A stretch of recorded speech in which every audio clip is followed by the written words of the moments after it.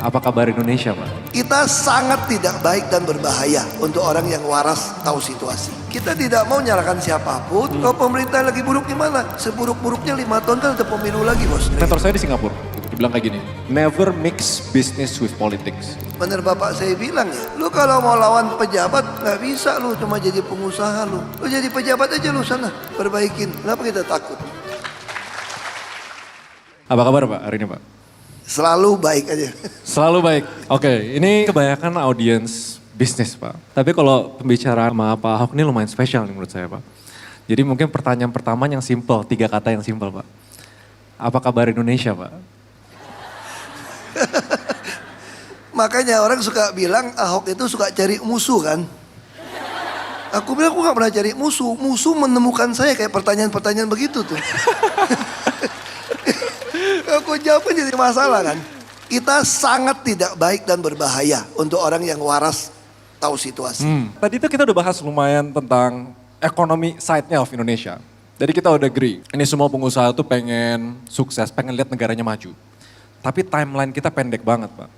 2030 puncak dari demografi, terus kita menurun. Dan sebuah negara kalau misalnya kelewatan puncak demografi tanpa produktivitas, ya jangan berharap kita bisa maju kan Pak, kayak gitu situasinya gitu. Mungkin lebih detailnya sekarang yang jadi bottleneck paling gede atau problem paling gedenya tuh apa sih Pak? Ini pertanyaannya susah dijawab ini. Saya pikir gini ya, kita pengusaha itu nggak mungkin membangun semua infrastruktur untuk mendukung usaha kita. Misalnya orang butuh di daerah kawasan yang lebih dingin gitu loh, supaya hemat untuk produksi tekstil misalnya. Gak mungkin dibangun jalan, bangun tiang listrik, bangun internet. Itu harus pemerintah. Jadi pemerintah di seluruh dunia kalau maju, pasti dia kehitung. Ini rantai supplier ini di bagian mana ya yang perlu saya intervensi. Supaya ini jadi murah. Atau contoh yang kedua soal impor. Saya bilang kalau pengen perbaiki industri, kita tahu teori ya. Mungkin Saudara Raymond lebih pintar saya soal. Saya juga gugup ditanya-tanya kayak tesis aja gitu loh. Ini lebih pintar ekonomi. Saya ya kan coba kuliah-kuliah S2 gitu. Tapi saya bilang gini, nggak mungkin bisa nyerap tenaga kerja atau negara maju kalau pertumbuhan ekonomi di bawah 7% atau 5%. Ini udah teorinya begitu. Jadi saya bilang, nah kalau begitu gimana caranya? Nah saya waktu itu ditanya mau jadi apa? Saya jujur saya minta jadi dirjen bea cukai. Kaget. Kenapa? Karena saya lihat bukan saya anti impor ya. Barang-barang dari luar negeri masuk tuh betul-betul enak banget gitu loh. Hanya borongan kontainer masuk, tidak perlu warehouse. Sekarang warehouse kita rata-rata disewa, kirim barang. Nah kebayang gak nih, kalau orang kirim barang itu kan satu kontainer diborong gitu kan. Makanya saya bilang itu waktu itu udah bicara udah 6-7 tahun yang lalu nih. Seluruh industri yang kecil-kecil pasti bangkrut. Karena volume kita gak cukup. Apalagi lawan China kan. China produksi sebulan 10 juta, biasa. Kita produksi 100 ribu aja, waduh besar itu loh. Itu mah barang rejekan dia 1%. Gimana mau ngelawan dia? Dia cuma balikin modal untuk bahan baku. Lalu barang datang dengan gampang. Saya mau jadi dirjen bea cukai. Loh kan gak bisa melawan WTO. Gak bisa dong naikin tarif segala macam. Saya bilang saya gak naikin tarif. Saya cuma bilang aja, ini plastik ini sudah lolos BPOM belum? Langsung dia 3-4 bulan ketahan itu barang. Kalau ketahan dia udah bonyok tuh. Mau gak mau dia akan pindah. Terus saya bilang, kalau ini dijalankan, kita bicara sama asosiasi industri, saya jamin gak ada yang ngemis-ngemis demo-demo minta UMP. Karena industri itu akan saling tumbuh, lalu berebut. Tadi cuma supervisor bisa jadi manajer. Orang akan nawarkan, gaji sini gak ada ngomong gaji. Karena orang membutuhkan. Nah kita hari ini, saya udah ngomong 7 tahun, 8 tahun yang lalu ini. Sekarang terbukti, pada tutup. Lalu kita apa? Mewujudkan bantuan sosial, bukan keadilan sosial. Itu fakta. Lalu jangan, lu cari musuh kan kayak gitu. Aduh, tapi saya pernah dengar quote-nya ya tentang situasi di Indonesia gitu. Sebenarnya bukan hukumnya, tapi penegakan hukumnya gitu. Terus kan saya juga analisa gitu, kenapa beberapa sektor-sektor di Indonesia tuh agak susah maju. Kenapa beberapa pengusaha tuh kesulitan untuk dapat investment. Kita kalau mau jadi negara maju untuk nge-push 8% atau misalnya 7-8% sampai 10% lah gitu. Duit di Indonesia tuh nggak cukup gitu loh. Kita butuh namanya FDI, Foreign Direct Investment. Tapi yang saya sering dengar feedbacknya, karena adanya ketidakstabilan hukum, ketidakstabilan politik, itu menghambat ekonomi kita, menghambat opportunity buat pengusaha-pengusaha di sini dapat inflow of money dan lain-lain kayak gitu. Itu kan jadi problem yang selama ini ada di Indonesia gitu.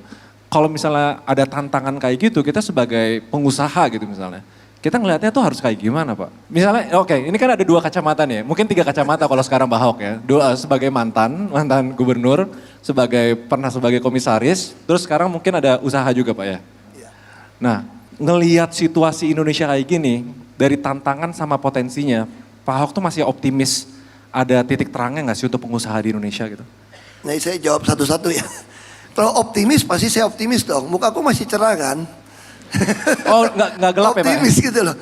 Saya adalah orang yang selalu percaya bahwa masa depan tuh ada. Asal kita semua nih eling, orang Jawa bilang, sadar gitu loh.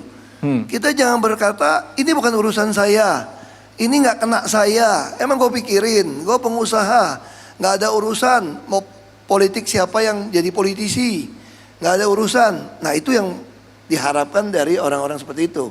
Saya masuk ke soal bisnis tadi. Saya ketemu satu orang di bandara, saya nggak kenal, namanya, ya dia agak sombong juga. Dia kenal gue gak kenal dia. Oke.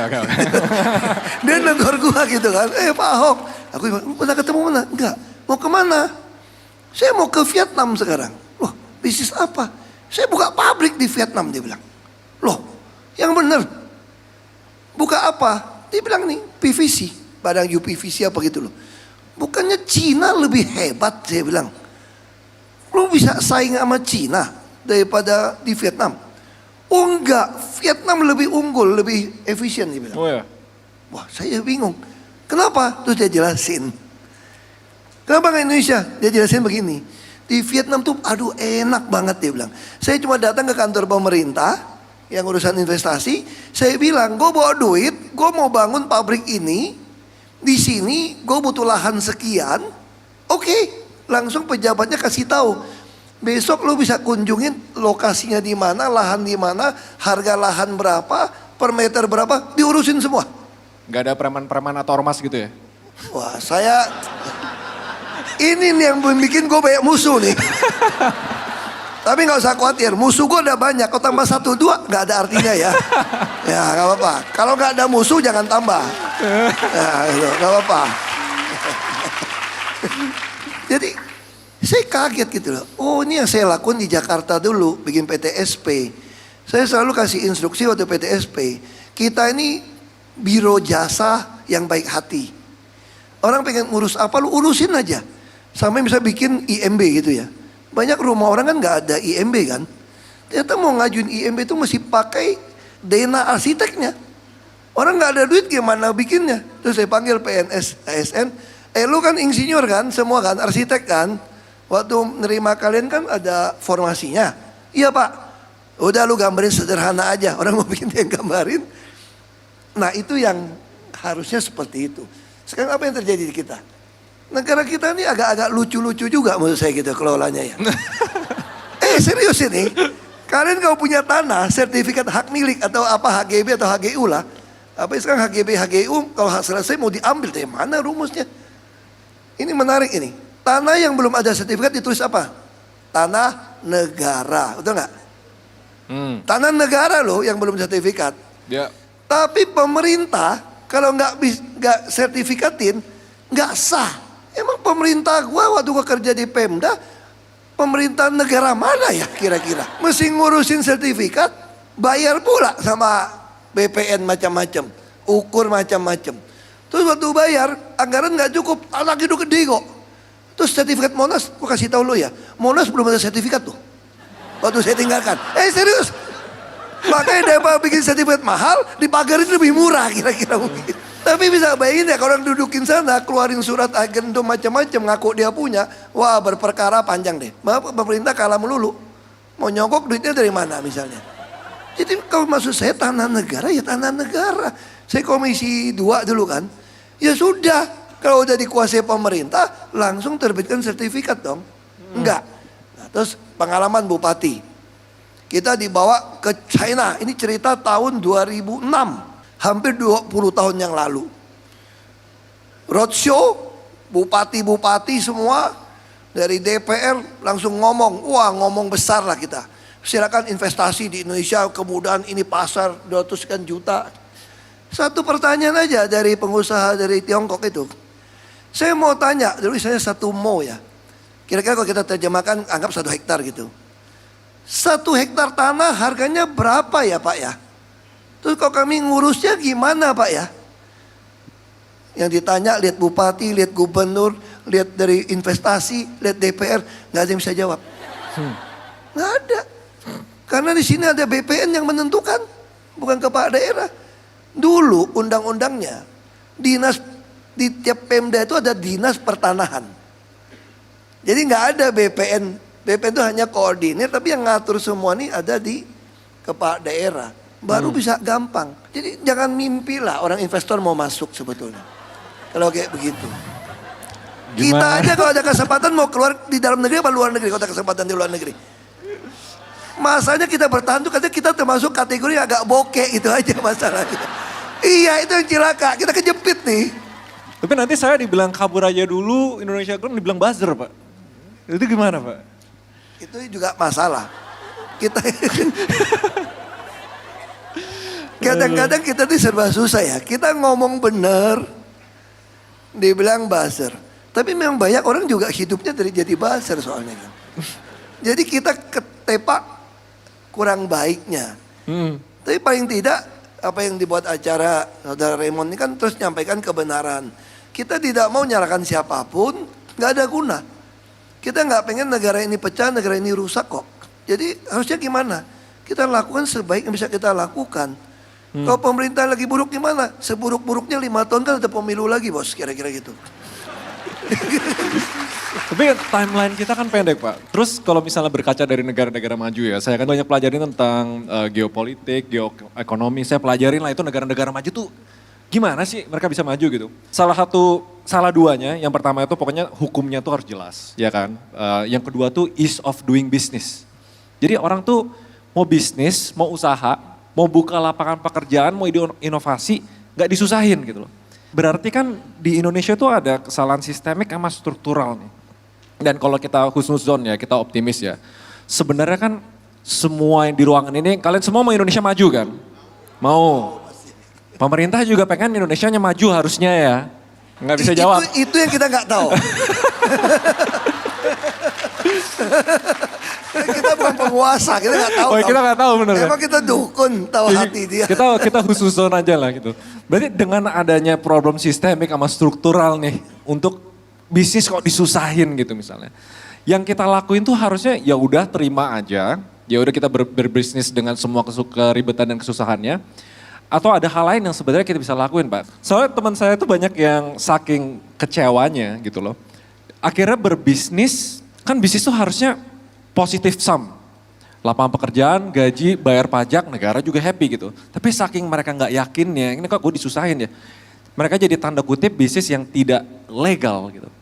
Diem-dieman pajaknya, izin-izinnya main-mainan dan lain-lain. Ini kan sebenarnya bisa jadi efek snowball yang gede ya. Apalagi pebisnis-pebisnis yang ya yang penting ya udahlah negara mau cuan sendiri, ya gue cuan sendiri aja gitu. Ini kan bakal jadi problem yang besar Pak. Apa mereka nggak sadar itu, apa ada solusi lain nggak? Pandangan kita tuh seharusnya gimana gitu? Apa kita nurut aja walaupun ada problem-problem yang kayak gini? Gitu. Bukan nurut sih, emang lu bisa lawan dia? Kan itu pertanyaan kita kan. Tapi kita juga nggak usah jadi lalu frustrasi gitu loh. Lalu ikut-ikut nilep-nilep pajak atau apa untuk lakukan. Kalau namanya kan optimalisasi biaya itu bukan nilep pajak bos. Karena kalau optimalisasi biaya kan ada 3 unsur kan. Potong biaya, nambah penghasilan, sama menghindari biaya. Kalau lu masukkan itu di dalam sebagai optimalisasi biaya supaya cuan, untung nih. Kamu pasti bisa kena cost avoidance-nya nggak berhasil. Begitu ketangkap, oknum aparat serem, merosnya gede-gede. Ya. Iya, terus terang serem ini. Soalnya zaman saya masih kecil, orang tahunya cuma Rolex sama Mercedes doang. Sekarang mereknya begitu banyak. Dulu orang tahu cuma pengen bikin rumah di Jakarta. Sekarang pada tahu bikin rumah di Paris, di Tokyo, di luar negeri, di Swiss. Wah ini, jadi saya bilang jangan lakukan itu. Jadi solusi bagaimana? Anda kan pengusaha. Pengusaha itu tentu selalu bisa cari usaha dong. Saya kasih contoh gini. Saya dulu bikin pabrik. Berantem sana sini juga. Ributnya sama siapa Pak? Sama oknum pejabat lah. Sampai gue mau tabok dia terus pabrik tutup. Ya ini memang belum lagi oknum pajak neken. Enggak aja. Hitungan suka-suka dia. Ujung-ujungnya ada yang nawarin deal, nego. Ya kita waktu muda juga pernah lakukan. Kalau nggak dikasih kickback, supply barang, besok-besok dia bilang barang kita nggak bagus nih. Ya mulai kita berpikir bagian dari marketing lah, kasih $2 gitu ya. Oke lah satu sak $2 gitu loh. Lama-lama berubah packaging. 22 sak dia mintanya berapa? 2 kali 22, nggak bisa dong, ini barang jadi lebih murah kok. Jadi saya belajar satu hal akhirnya. Orang-orang seperti itu kalau Anda ladenin, Anda pasti cuma jadi korban dia aja. Kita cuma habis, diperes terus, akhirnya lu bangkrut juga. Karena kos kita dimintain melulu. Nah lebih baik gimana? Pikirkan bisnis yang lain aja udah. Yang sesuatu yang kita masih bisa. Tapi hari ini bisa contoh, saya teman-teman saya yang survive itu ya. Walaupun saya sedih juga tuh. Kemarin saya diajak join lagi nih. Join apa? Beli tanah. Oke, untuk apa? Bikin gudang. Wah gue pikir mau bikin pabrik nih. Enggak, kita sewain sama orang Cina. Cuan. Bener, cuan. Belum bangun udah pesen, mau 7.000 meter. Wah cuan dong. Tapi saya berpikir, ini mah cilaka kita nih. Kita udah 70 juta orang cuma jadi pasar. Tapi dia bilang, saya mau survive gimana? Masa lu mau suruh gue pindah? Lu mau pindah kemana? Duit gue paling kuat, gue pindah Kuala Lumpur. Gue beli apartemen di Kuala Lumpur. Jadi kita harus gimana? Balik lagi, kalau menurut saya, kita harus bertahan. Dengan segala cara, lakukan cost optimalisasi, kurangin biaya, memang jadi muter nih. Pasti ini akan gak lama kalau kayak begitu terus. Yang penting kita siap untuk memperbaiki. Kita gak ingin negara ini hancur. Jadi jangan punya pikiran kalau jatuh, hore gitu. Kalau ini negara hancur, hancur juga kita bos. Sama jatuh. Kita harus jaga. Namun saya yang udah usaha ada, ya jalanin. Tapi jangan tergoda nanti mau main saham lah, main apalah juga. Gak segampang itu. Tapi peluang ada, saya lihat peluang masih ada. Kenapa kita buka bisnis? Kita pengen bisa membuka lowongan kerja. Itu yang sederhana sebetulnya. Oke, kebayang. Nyambung ke selanjutnya gini Pak. Soalnya ini dari pengalaman pribadi saya. Mentor saya di Singapura. Itu kan negara hukum banget kan. Itu ketat gitu, dibilang kayak gini. Never mix business with politics gitu. Jangan pernah campur bisnis dengan politik gitu. Tapi saya kan banyak ngobrol udah hampir ratusan lah pengusaha sama bisnis-bisnis gitu. Pas bisnisnya udah sizable enough nih, udah gede gini. Mau gak mau pasti ketemu dengan politik. Gak tahu kenapa, gak tahu gimana caranya pasti ketemu. Dilirik lah, dikasih surat inilah, dan lain-lain lah gitu loh. Responnya cuma 2 Pak. Satu yaitu, ya udah kita ikutin lah cara mainnya gitu misalnya. Karena memang sudah begini caranya. Atau yang kedua, gak firm. Bisnis saya gak mau dicampur-campur dengan urusan politik atau dengan godaan apa-apa gitu. Tapi dua-duanya kan kayak ada resikonya nih Pak. Jadi kalau saya, ajaran mentor saya ya, I never mix business with politics. Saya benar-benar pisah. Tapi sejak kemarin bikin YouTube kritik-kritik itu jadi terpaksa nggak bisa dipisah. Jadi udah banyak-banyak yang chat-chat Pak. Tapi kalau dari Pak Ahok sendiri, setuju dengan statement itu nggak? Atau ya because this is Wakanda, ya itu udah pasti terjadi gitu suatu hari gitu. Ya sebetulnya di Amerika pun tempat orang jadi standar demokrasi, itu pun terjadi toh. Bisa contoh Trump melakukan apa? Bikin isu minyak terus temannya langsung dibilang untung sekian ratus juta. Dia nggak korupsi, dia lempar kebijakan aja bisa jadi untung. Kita masih ingat dulu kasus Taksin kan di Thailand. Jadi kalau penguasa jadi pengusaha atau pengusaha jadi penguasa itu jadi penguasa H ini. Penguasa. Iya kan, penguasa H kan. Ini bahaya banget. Nah di Amerika tuh dia mesti kasih ke trust fund. untuk dijalankan. Ya. Tapi tetap aja dia bisa membuat kebijakan yang orang nggak tahu nih dengan isu-isu cari keuntungan. Jadi situasi sekarang terus mau ngapain kita? Ya kalau menurut saya bertahan, masih banyak peluang dagang kok. Jangan main yang terlalu gede. Jangan main yang terlalu gede. Gimana Ya. tuh maksudnya? Itu kata anak saya. Oh, gitu. Jadi kita main kecil-kecil aja katanya, yang kecil-kecil. Supaya kita nggak jadi sorotan, kita bayar pajak juga. Nah bagaimana kalau kamu jadi konglomerat jadi gede? Ah, Kan hadapan juga dong. ya. Nah ini balik lagi ke visi mula-mula Anda. Ah, Saya bilang gini, pabrik saya itu harusnya jalan atau enggak? Kalau saya mau ikut main, bisa jalan. Tapi saya terus putuskan, kalau nggak jalan pun ya sudah, saya nggak bisa terus di sini. Betul-betul dikerjain lah, tutup. Ya namanya penguasa kan gampang kan. Dia assessment bilang nggak lulus. Tapi karena itu saya berpikir, benar bapak saya bilang ya, lu kalau mau lawan pejabat nggak bisa lu cuma jadi pengusaha lu. Lu jadi pejabat aja lu sana, perbaikin, nolong orang miskin. Padahal saya dulu pengen jadi konglomerat sebetulnya. oh ya. Saya sebelum pikir itu? bisa nolong orang banyak gitu kan. Ah, Bapak saya nggak bisa. Lu kalau mau nolong orang banyak, mau buka lapangan kerja, semua tuh jadi pejabat. Akhirnya saya masuk ke politik. Singkatnya gitulah. Dan sampai hari ini saya masih tetap di politik. Orang bilang kamu udah selesai. Ya sebelum bunyi 4 paku di atas peti mati saya, nggak bunyi paku lagi. Karena pakai skrup sekarang peti mati. Jadi kayak pepatah kunonya udah nggak cocok ya. Nggak pakai bunyi paku. Jadi sebelum bunyi skrup paku di atas peti mati saya masih ada harapan untuk terus berjuang dong. Kenapa kita takut? Ya itu sih. luar biasa. Nggak bahaya kan Pak pertanyaannya kan? Aman kan? Saya ada asuransi juga. Pak ini kan kalau misalnya kita mau optimis nih, ini kan anak muda semua. Kita pengen bantu kontribusi lah untuk bikin Indonesia maju. Jadi pengusaha dan lain-lain. Dan gak jauh-jauh dari leadership, kepemimpinan. Sebenarnya kan kalau banyak orang yang ngeliput Pak Ahok itu pasti cara kepemimpinannya Pak Ahok gitu. Cara yang kapan? Sebelum Makobrimob atau sesudah Makobrimob?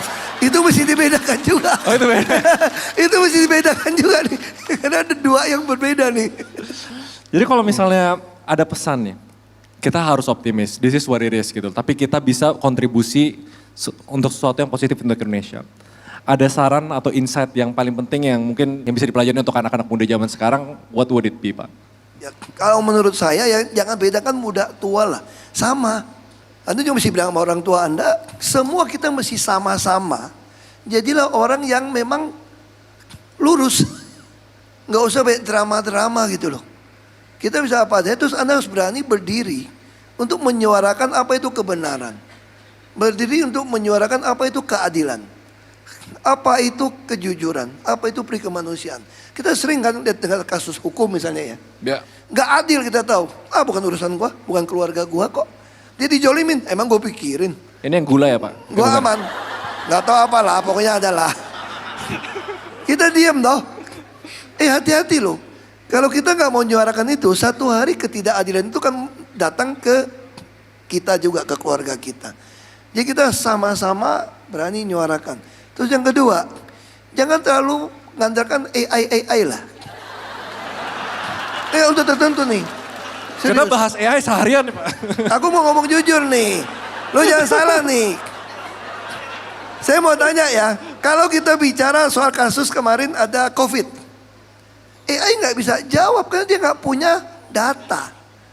Tapi kita sebagai manusia, human being.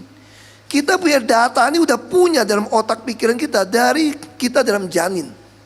Bayangin tuh full data. Dengan pengalaman kita dengar, mata kita lihat. Yang pengalaman hidup kita. Nah Anda cuma butuh ngelatih mendengarkan suara being ini. Maka orang bisa meditasi, mungkin orang bisa sembahyang tengah malam, tahajud, macam-macam lah. Itu untuk melatih mendengarkan being kita. Karena zaman ini berubah gitu cepat. Makanya orang tanya sama saya juga power by AI juga. Oh ya? Tapi Ahok intelijen. Luar biasa. Kita mau saya kasih. Ahok intelligent, siap. Oke, berarti pesan terakhirnya adalah mau apapun yang kita lakukan, kita harus lurus. Kita harus menyuarakan kebenaran dan integritas tetap nomor satu. Dan satu tambahan, jangan terdistract dengan tujuan hidup Anda yang mula-mula. Teknologi, situasi, kekacauan membuat kita terdistract. Saya juga berpikir, waduh jadi bisnismen susah. Sementara ada orang percaya saya jadi CEO. Gue kerja aja sama dia ya. Kan lumayan, saya udah pernah kerja juga nih, gaji gede. Tapi kerjanya bosnya pulang jam 2 pagi nih. Nah saya langsung cek AI Ahok Intelligent ini. Gitu kan. Kalau cek AI yang artifisial, pasti suruh kerja.